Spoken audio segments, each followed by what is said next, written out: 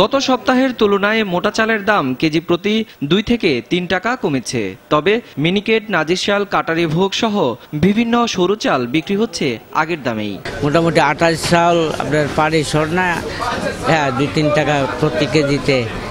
গত 2 সপ্তাহ আগের চেয়ে এখন একটু কম বাজার। এমন হতে পারে বন্যার সময় তো নেমে যাবে, আর নতুন চাল উঠবে, তখন স্বাভাবিকভাবেই নেমে যাবে। নিত্যপণ্যের মধ্যে পেঁয়াজ ও আলুর দাম কেজি প্রতি 5 টাকা বেড়েছে।